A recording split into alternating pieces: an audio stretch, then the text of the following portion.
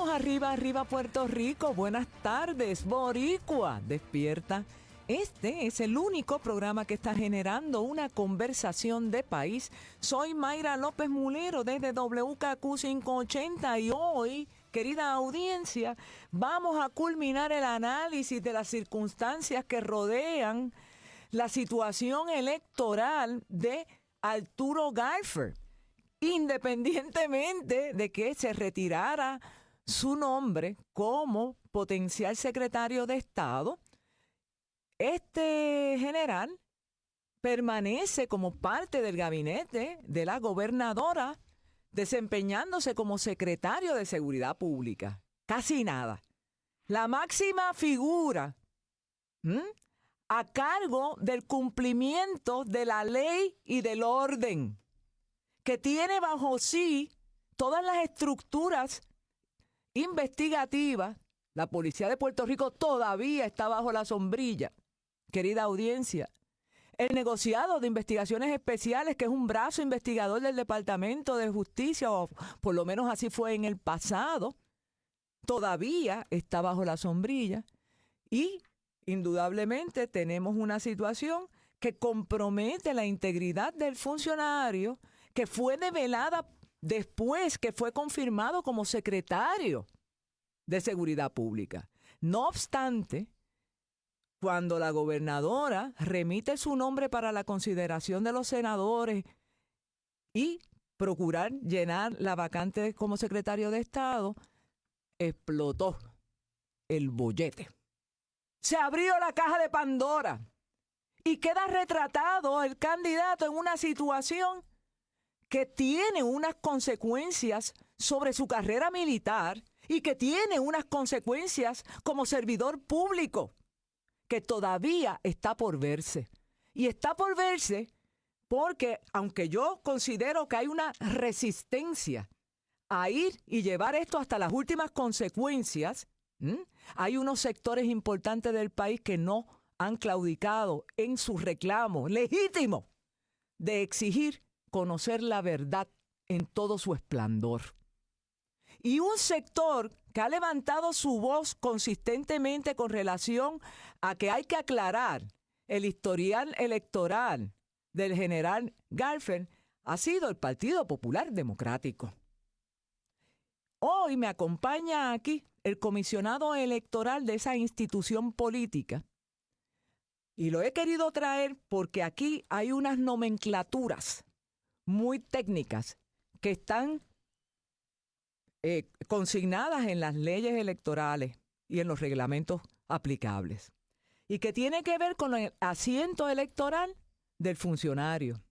Pues yo estuve mirando lo que se ha estado publicando y hay varios datos importantes. La última vez que Galfer votó en Puerto Rico fue en el 2008. Luego hay un vacío y vemos que del 2017 al 2024, alegadamente, hay unos cuestionamientos porque se descubre que desde el 2012 el señor Galfer había reclamado su asiento electoral en el estado de la Florida. Como secuela de todo este proceso, que no concluye, recalco, con haber retirado el nombramiento. No se equivoquen. Aquí hay que evaluar si en efecto hay motivos fundados para pensar que aquí se pudo haber incurrido en un delito electoral porque está prohibido votar en dos jurisdicciones. Y de eso es que se trata, y para eso yo tengo aquí al comisionado. Buenas tardes, don Ernesto González, gracias por su presencia en mi estudio y bienvenido. Buenas tardes, Mayra, y buenas tardes a tu radio audiencia. Usted como comisionado electoral ha estado solicitando una investigación más profunda sobre esta situación que involucra al general Galfer. Ese interés de profundizar en esta investigación, ¿a qué responde? Responde a un planteamiento que el Partido Popular lleva ya varios años insistiendo sobre él, y es un aspecto de que la Comisión Estatal de Elecciones debe hacer sus buenos oficios y debe hacer una validación o una depuración de electores que pueden estar inscritos en el registro de Puerto Rico y se registran en cualquier otra jurisdicción estadounidense. Lo que tal vez coloquialmente yo le llamo el convenio de doble jurisdicción, y es que hay reciprocidad en datos para que la Comisión Estatal de Elecciones reciba y notifique igualmente a esas jurisdicciones de los Estados Unidos de electores que puedan estar inscritos en ambos registros, tanto porque estaban aquí previamente o viceversa. Se podría beneficiar una jurisdicción de Estados Unidos de un elector que venga a Puerto Rico y se mantenga residiendo allí. Aquí, pero inscrito en esa jurisdicción. Yo recuerdo que el caso más notorio fue el de Ricardo Rosselló.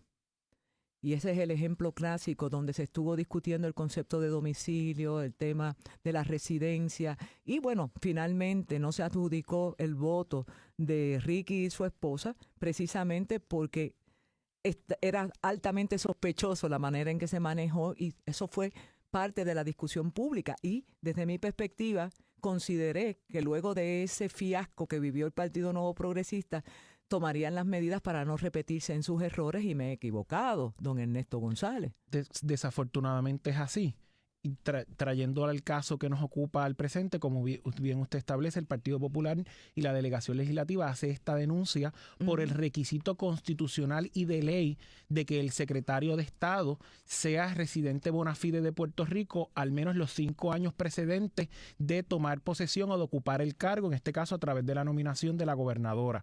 Eso destapa, ¿verdad?, un problema mayor, y por eso el planteamiento de la oficina que dirijo de que no lo dejemos ahí, porque no solo es retirar un nombramiento, es que debemos tener la certeza que el órgano electoral tiene un registro electoral de personas activas, que sea real, que sea que fiel. refleje la realidad, claro. Máxime cuando en las últimas elecciones hemos ampliado las clasificaciones para el voto llamado voto adelantado, entre ellos el voto, por ejemplo, por correo, que pudiera permitir que un elector que esté residiendo en los Estados Unidos y se mantenga inscrito en Puerto Rico pueda estar votando en 2 jurisdicciones simultáneamente, tanto porque va y viene como recibe por correo y no tiene que estar presente el mismo día de los comicios de la elección general en las 2 jurisdicciones. Claro. Y eso es, ¿verdad? No, eso es desgraciadamente eso es posible. La comisión tiene que tener garras, mecanismos, ¿verdad?, para usar un término. Garantías para que el voto de los demás electores no se diluya.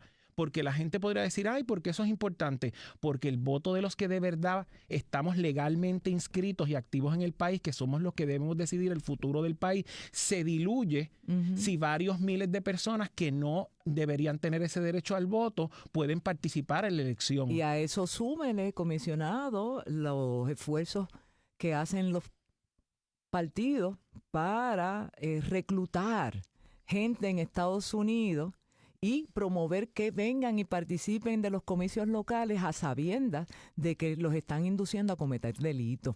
Y eso también lo hemos vivido recientemente. Hay unas cosas que yo quisiera que usted me aclarara para beneficio de toda la audiencia, ¿verdad? Y es que, según surge de esta nota de Gloria Ruiz Cuilan en el Nuevo Día del pasado 15 de mayo, hay una certificación que fue emitida por Rolando Cuevas, secretario de la Comisión Estatal de Elecciones, en la cual se establece que el general Garfeld, para las elecciones del 2012 y 2016, apareció bajo la nomenclatura de I-8. Y eso significa que él estaba inactivo. Y estuvo inactivo, ¿verdad? Y se depuran las listas, y entendemos que la última ocasión que el señor Garfeld participó de un proceso electoral en el país fue en el 2008. Según surge de esta nota. Eso, ¿usted tiene conocimiento de eso? La certificación, y es correcta esa información, hay certificaciones públicas. Nosotros pedimos una certificación al secretario de la comisión para que nos proveyera el historial del elector, y para el año 2012 y 2016, como ha salido públicamente, ese elector estaba categorizado como inactivo, que quiere decir que él no debió de votar tampoco en la elección del 2008. O sea, para que el elector estuviese inactivo en esa elección. Tienen que ser 2 corridas. En aquel entonces era una. en el transcurso de esas elecciones hubo un caso resuelto por el Tribunal Federal que cambia el Estado de Derecho, que son ahora dos elecciones inactivas. En aquel momento la comisión, ¿verdad?, pone en práctica esa norma y ahora son 2 elecciones consecutivas de una elección general. Y en el caso de las 2 elecciones consecutivas, la nomenclatura cambia a A2. En este caso va cambiando correctamente. Si el elector dejó de votar en una ocasión, ya la comisión lo pone, después que depura esas listas, lo mantiene A de activo, ¿verdad? Pero le da una codificación de que ya en una ocasión ha dejado de votar. Inmediatamente pasa a la segunda, le cambia a I. Usualmente los números son para algunas categorías, algunos permiten saber el año que votó, el año que no votó. Pero aquí fue a la inversa. Aquí estuvo primero inactivo, y de alguna manera extraña, se le cambia la nomenclatura a A5, no lo tengo muy claro, y luego de eso, perdóneme, a A2, y ahora tiene una nomenclatura de A5. Dice, mire lo que surge de la nota. De acuerdo con 3 fuentes de la Comisión Estatal de Elecciones que pidieron anonimato en el 2017, Galfeld, quien era secretario del Departamento de Seguridad Pública, aparece en el registro electoral con la nomenclatura A5, que significa inclusión administrativa, lo que es altamente extraordinario que ocurra. Y según yo interpreto la nota, comisionado, hay cierta nébula de cómo se llevó a cabo administrativamente este cambio de nomenclatura que teóricamente le permitiría a Galfeld participar de eventos especiales propios o controlados por su partido. Eso constituye un factor relevante a la investigación que usted está solicitando. Sí. En el año 2017, el A5 fue una categoría que es en este caso fue una activación administrativa a través de la GES. La GES es una junta especial que está en la Secretaría de la Comisión Estatal de Elecciones y que, a diferencia de una junta de inscripción permanente, porque hace transacciones similares, hace transacciones de mayor categoría o nivel, por así decirle, y puede hacer una transacción incluso sin el elector presente, diferente de lo que cualquiera de sus radioaudiencias pues tiene que asistir a una junta de inscripción para hacer la transacción, salvo que esa se pueda hacer por LR, que es el sistema electrónico que en aquel momento no existía. En el 2017, según las certificaciones que han estado públicamente, la GES le da esa, por así llamarlo, alta administrativa, que es que lo activó por un acuerdo de la entonces Comisión Estatal de Elecciones, del Pleno de Comisionados, que determinó de cara al plebiscito del 2017, que era el plebiscito de la estadidad o de la descolonización en aquel entonces, que aquel elector que solicitara votación ausente y estaba inactivo, si solicitaba votar en esa elección de manera ausente, se le iba a activar A5. Es como una excepción, ¿verdad? Es como una excepción que hoy día no debe de pasar. En aquel entonces ocurría. No me atrevo a decir qué pasó por la mente de los comisionados. Podía presumir que en aquel momento no había ninguna validación o más que validación, activación o transferencias electrónicas, y si presumimos que un militar está en el exterior, ¿verdad?, desplegado en alguna misión, pues no puede estar presente, solicita el voto ausente y entonces se le activaba para esa elección. Este elector, mediante la certificación que el licenciado Cuevas emite, indica claramente que para ese año tiene esa transacción que lo convierte en A5, que es un activo que fue reactivado por la GES por una transacción administrativa. No, por eso él se mantiene activo hasta el día de hoy. El resultado del que se le cambiase activo para ese proceso especial hizo que él ha estado en todas las listas de su colegio habitualmente hasta la pasada elección del 2024, porque al activarlo en el 2017, para que fueran 2 elecciones y removerlo de registro, más que removerlo, moverlo a una categoría de inactivo, cuentan solo las elecciones generales, así que 2020 y 24. Así que todavía hoy día, como no hemos culminado la depuración, que espero ya estamos en la última fase de eso, en esta elección sí él pasaría a una categoría de inactivo, pero él se ha mantenido activo porque del 17 a hoy, el segundo evento para considerarlo inactivo fue el del 24. A mí me llama mucho la atención varias cosas, comisionado. Número 1, me parece que toda esta explicación, ¿verdad?, no excluye el concepto de asiento electoral. El asiento electoral de este señor es el estado de la Florida.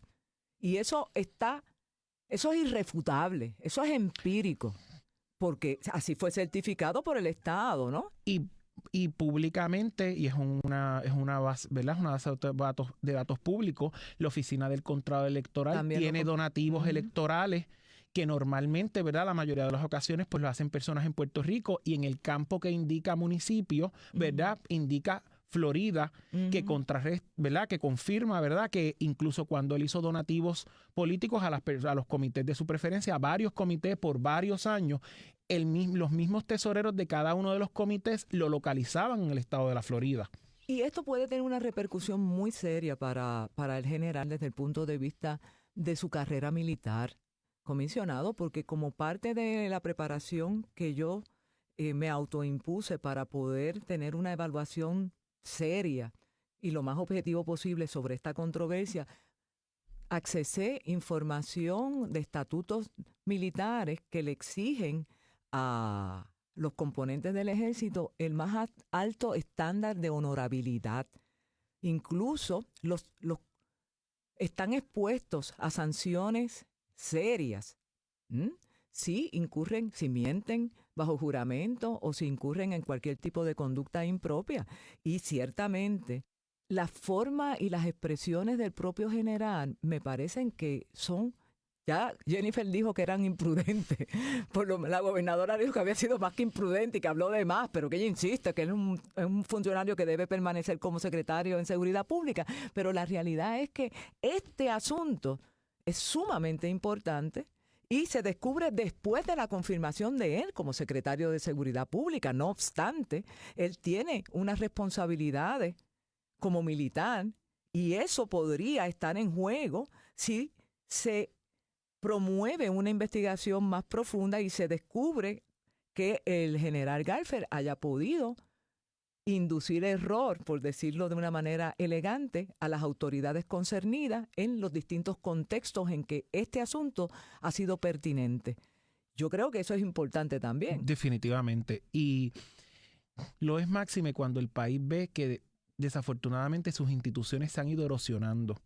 Y todos los ciudadanos, ¿verdad? Somos iguales ante la ley, todos debemos de responder igual, pero se le exige a aquellos que ocupan un rol público, que se le da la confianza de la ciudadanía para ejercer un rol de mayor, ¿verdad? Control o influencia o responsabilidad pública, que deben seguir siéndolo igualmente.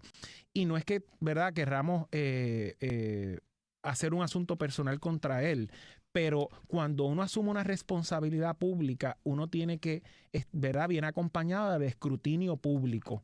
Y no puede seguir sucediendo en este país que cada vez que hay un señalamiento de índole electoral, que lo que estamos pidiendo es una investigación, nadie, ¿verdad?, se ha puesto necesariamente a decirle que es culpable, claro, ni nada. Estamos pidiendo una investigación y no puede, ¿verdad?, no creo que deba seguir ocurriendo.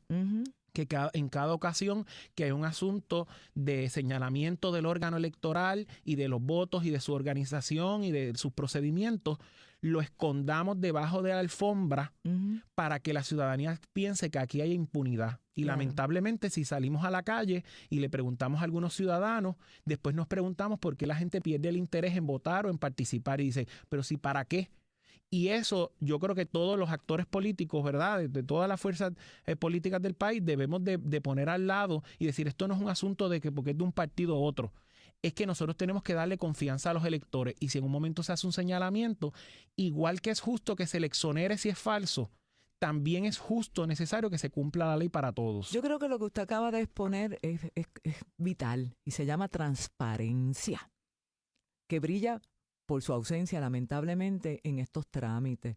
Y queda claramente establecido, en mi opinión, cuando el propio comisionado electoral del Partido Nuevo Progresista mantiene silencio ante estos argumentos y prefiere lavarse las manos como Poncio Pilato y referir el asunto a la atención del presidente Rivera Rueda.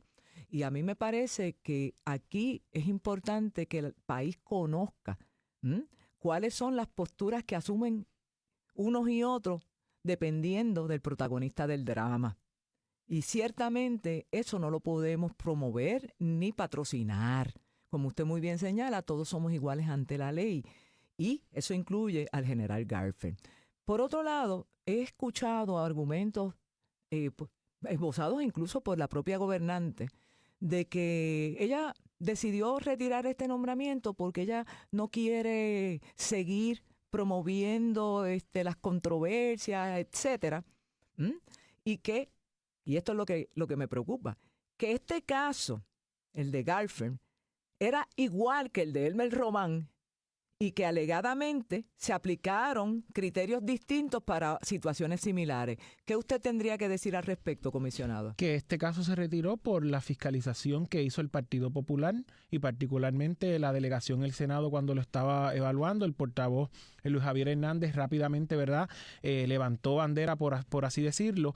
Y yo no creo que, ¿verdad?, como bien decimos en ocasiones los abogados, el que no cumplamos la ley, no, ¿verdad?, o la desconozcamos, no exonera el cumplimiento, y tampoco el que en una ocasión no se haya hecho legalmente siente un precedente. Bueno, en el si caso... levanta las manos el señor Elmer Román de que en su caso también fue confirmado incorrectamente o sin cumplir con los requisitos, no sienta precedente que se hizo de manera incorrecta, que lo tengamos que volver a hacer ahora. En el caso de Elmer Román se certificó que él tenía su residencia en Yauco. Así que es distinto. Pero entonces me preocupa que se quiera inducir error la opinión pública manipulando con argumentos que no son correctos.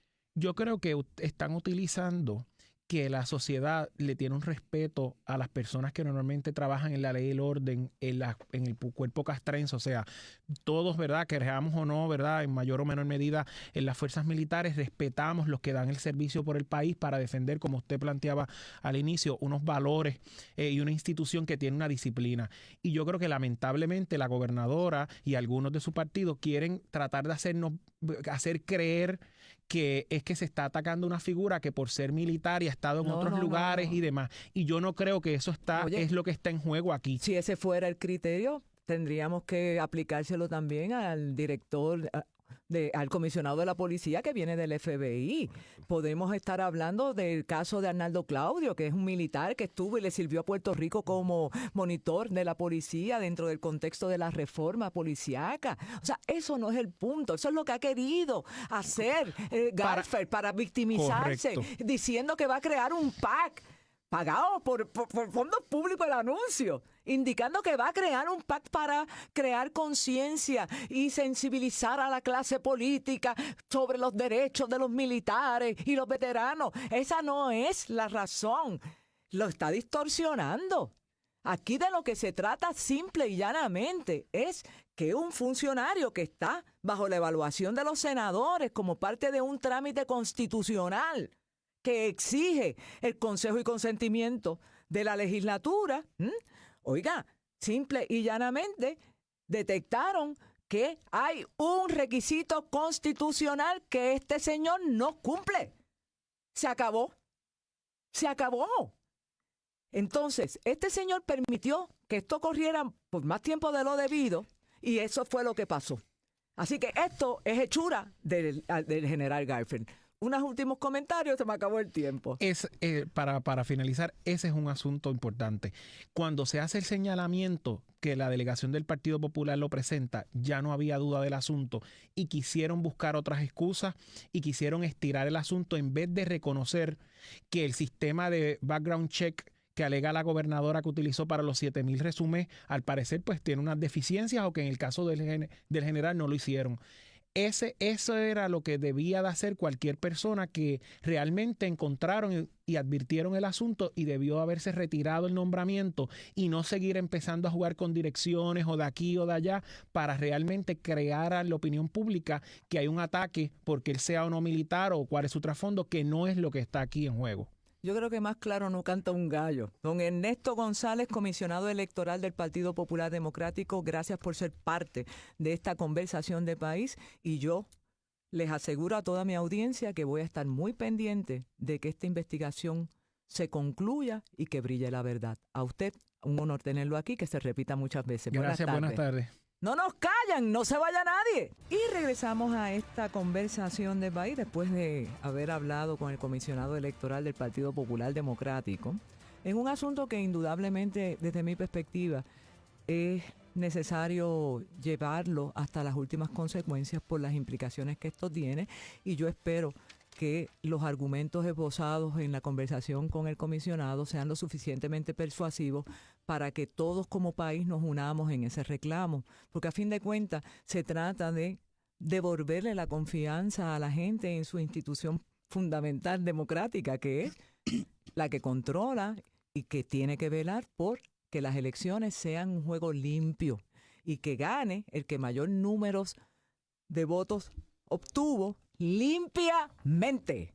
¡Ay, perdón por existir! Pero voy a cambiar de tema. Resulta que la semana que viene hay una convención muy importante que se va a estar desarrollando en Puerto Rico y que enfrenta un debate sobre el futuro económico a la luz de todas las medidas que se están tomando allá en la tierra de los Federicos y los Cocorocos, donde Trump ha estado haciendo recortes muy, muy importantes en programas federales que generalmente van dirigidos a atender asuntos sociales y de salud, a atender las comunidades más vulnerables y tratar un poco de darle opciones a la gente que vive en condiciones de pobreza, etcétera.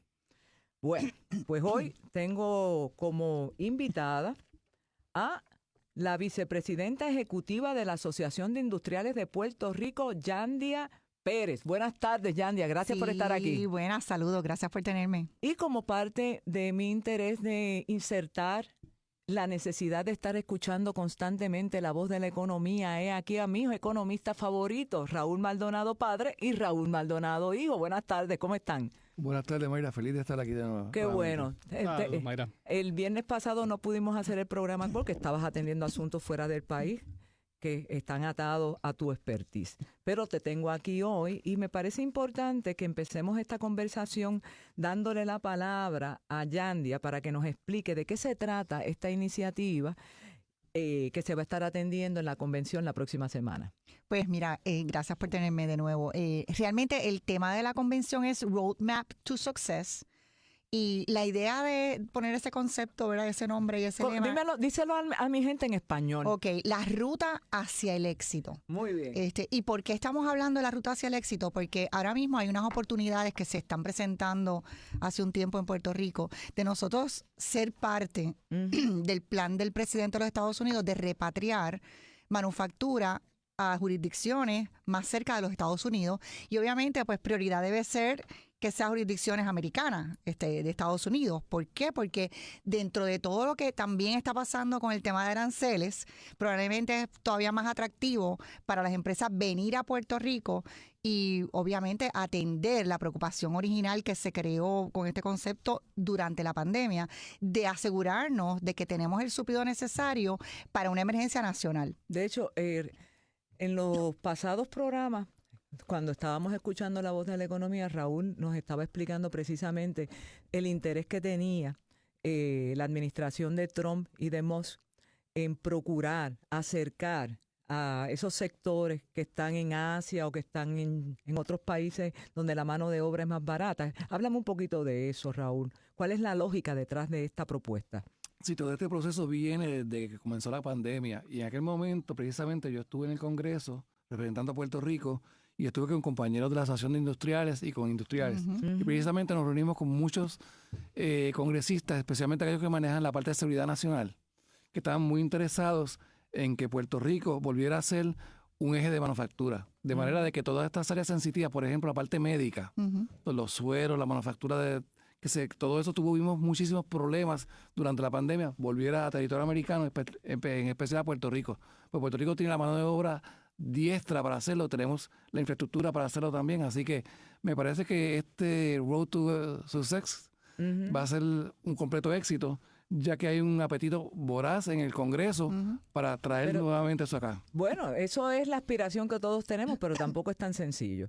Y no es sencillo porque incluso el propio presidente, que él ha desarrollado una política pública de devolver y hacer grande a América, está centrado en procurar controlar algunas actividades económicas a nivel mundial a través de la imposición de aranceles, porque según el criterio del presidente, él ha sido demasiado generoso y el mundo ha estado como si fuera una sanguijuela chupando la energía de Estados Unidos. Eso es lo que él dice. No obstante, independientemente de lo que podamos pensar en términos ideológicos, no hay duda de que hay un interés de que toda esa actividad económica que está promovida por Estados Unidos esté cerquita de la nación. Y en ese sentido, por nuestra condición colonial, pues nos favorece en un sentido porque podemos utilizar esta circunstancia hasta cierto punto caótica desde mi perspectiva como una oportunidad de desarrollo económico impulsado por la manufactura. Yo creo que por ahí es que va el mapa hacia el éxito. Definitivamente Puerto Rico por muchos años ha sido una jurisdicción que se ha distinguido porque tenemos mucha manufactura, no solamente de productos médicos, de farma, sino que tenemos uniformes militares, somos un suplidor de los más importantes de ropa militar para el gobierno federal. Una de las fábricas está en Lares, mira qué cosa. Que es interesante porque está en unas áreas que son medias rurales, correcto, que no necesariamente son los sitios típicos, pero eso viene obviamente desde las 936, donde esa era la intención, ¿no? Crear economía y trabajos y empleos para esas comunidades. Pero la realidad es que nosotros tenemos un ecosistema que existe ya desde el punto de vista de lo que es la cadena de suplido, de lo que es los profesionales, ¿verdad? En las universidades, donde muchas de estas empresas usan recursos humano, que estudian aquí en Puerto Rico. Los ingenieros que tenemos, vienen a llevárselo. Se los llevan de Mayagüez. Vienen a llevárselos. Tenemos que buscar la manera de que se nos queden aquí, porque esos jóvenes son el futuro de Puerto Rico. Pero la realidad es que también tenemos unas empresas que apoyan a todo el sistema de manufactura de Puerto Rico, que son sofisticadas y que, adicional a eso, cumplen con todas las regulaciones federales, ¿verdad? Y yo creo que eso le da una estabilidad a la empresa que venga a Puerto Rico a establecerse, de que nosotros estamos regidos por el FDA, por el EPA, por todas las, ¿verdad?, instituciones federales, que dentro de todo también estamos en un país de ley y orden que hace que haya... A veces. Bueno, pero en el término de hacer... No te voy a meter en camisa 11 varas. Pero en el término de hacer negocio y todo lo que es regulación y demás, aquí se cumple con las agencias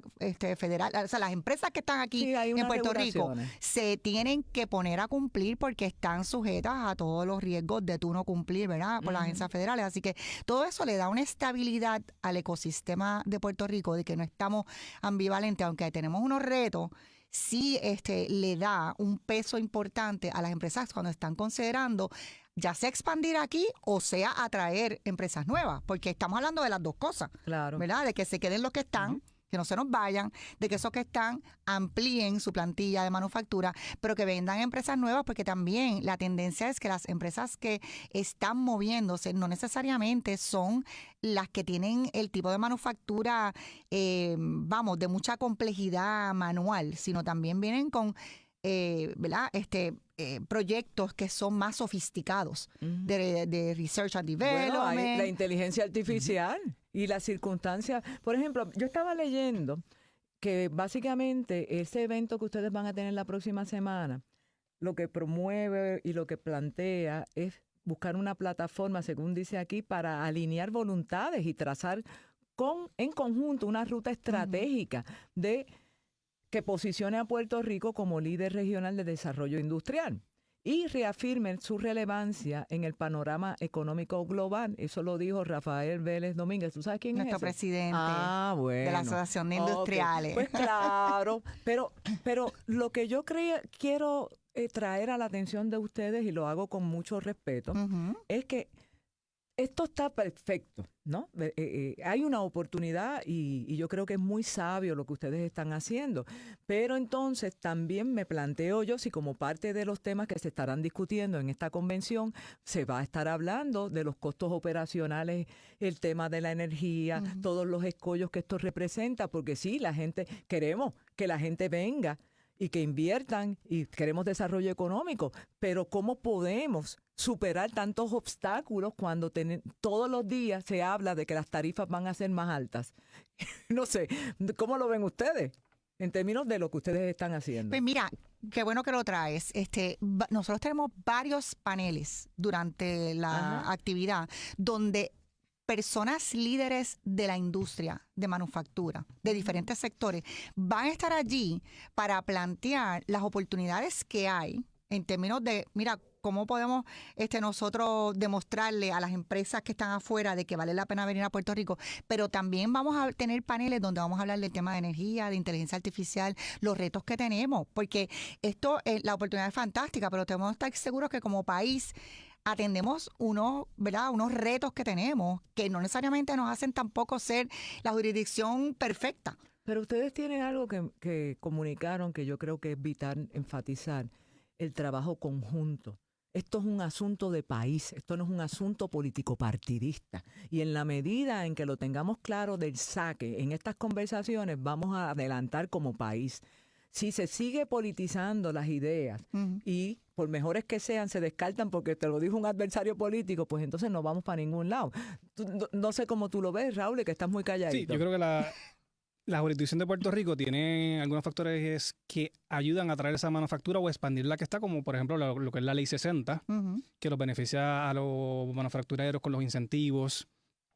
También, y le quería preguntar a usted, ¿cuál es su experiencia y cuál es su recomendación en esta conversación de país de cómo podemos integrar el gobierno a facilitar y expandir estos beneficios, incentivos de manufactura para hacer el reshoring, el traer la otra manufactura, y cómo eso también afecta con la orden ejecutiva que hizo la gobernadora para ayudarlo, y cómo lo ven ustedes allá en la asociación? Esa es excelente pregunta. Pues mira, interesantísimo. La realidad es que estas órdenes ejecutivas por lo menos abren el espacio para que el sector de manufactura, el sector empresarial, pueda participar para traer situaciones puntuales importantes que se requieren atender en temas como el permiso, como el tema de energía, ¿verdad? Ojalá que pudiéramos ir un poco más rápido de lo que esos procesos van, pero se están atendiendo y nos están incluyendo en la mesa de retroalimentación. Y yo creo que eso es un paso bien importante, porque a la hora de la verdad, las empresas son las que se afectan, son a las que tenemos que convencer, a las que tenemos que asegurar que les facilitamos el camino para que las gestiones que vayan a hacer de expandir o de atraer realmente funcionen, ¿verdad? Esto no es algo que el sector privado lo pueda hacer solo o que el gobierno lo pueda hacer solo. Esto tiene que ser en conjunto. Y en la medida que atiendan esas preocupaciones que están y que todos los días las sufrimos en el sector privado, más fácil se nos va a hacer como país trabajarlas, superarlas y definitivamente atraer a que se queden o que vengan nuevas. Yo creo también que hay un ángulo en toda esta conversación que hay que abordar inevitablemente, y es la capacitación del recurso humano para poder hacerle frente a estos nuevos retos, porque las cosas han cambiado. Ahora tú tienes empleados que no van presencial al centro de trabajo, que hay que supervisarlos, que hay que garantizar que están rindiendo la labor para la cual fueron contratados. Tenemos la situación de la inteligencia artificial, que incluso hay políticos de alto vuelo que aseguran que en ocasiones interfieren con los criterios políticos en los procesos de nominación, por decirte un ejemplo, y así sucesivamente. O sea, ¿cómo se va a atender ese componente de carne y hueso tan esencial para poner en marcha todas estas propuestas? Pues mira, nosotros como parte de las dimensiones que estamos atendiendo, especialmente con el presidente pasado de la asociación y el presidente entrante que acaba de ser nombrado en febrero, es el tema Rafael Vélez Domínguez. Ok. Uno de las dimensiones importantes es el desarrollo del talento, el capital humano. ¿Por qué? Porque los procesos inclusive dentro de la manufactura están cambiando. Sí. Y en otras industrias. Claro. Por lo tanto, las capacitaciones que vienen o que traen esa juventud de las universidades, tenemos que estar seguros de que están alineadas a las necesidades que hay en las empresas que ofrecen las oportunidades de empleo. Que eso involucra a la academia. Definitivamente. Y el año pasado empezamos un proceso importante de tener conexión con la academia, con la mayoría de las universidades, para asegurarnos de que ellos entienden cuáles son las necesidades de las empresas, cuáles son los currículos que se tienen que adaptar, porque hay algunas universidades que están más proactivas que otras, pero que se tienen que adaptar, y cómo los jóvenes entienden ¿Qué hacen esos trabajos que hay allá afuera disponibles? Porque a veces el problema es que no saben. No entienden qué es lo que se hace en una planta de manufactura. Mira, yo te digo a ti una cosa. Yo me reúno con un grupo de jóvenes muy talentosos. Yandia. Gente que está en el cine. Tú los conoces, Raúl. Y tú también, Raúl. Gente realmente con unas mentes extraordinarias que están bien adelante y que me plantean situaciones que, Mayra, en el futuro vamos a tener cómo la robótica va a desplazar a la gente para el trabajo. Ahora estamos viendo cómo muchos sectores profesionales que hacían gestiones, por ejemplo, como los abogados, etcétera, tú tienes que la inteligencia artificial te aprietas un botón y te hace una moción. Y así sucesivamente. Y eso es una circunstancia cada vez más cerca a nosotros. Y ya lo estamos viendo. Entonces, como parte de ese proyecto de futuro, han contemplado esa realidad y cómo va a quedar la mano de obra de carne y hueso ante el avance de la tecnología y de la robótica. Pues aunque tú no lo creas, uno de los retos que tienen muchas de las empresas es atraer talento, ¿verdad? Por lo tanto, las empresas han tenido que recurrir a la tecnología y a la robótica para asegurarse de que el proceso de manufactura se adapta a que no hay suficientes empleados, pero que a la misma vez los que hay les interesa trabajar con la tecnología.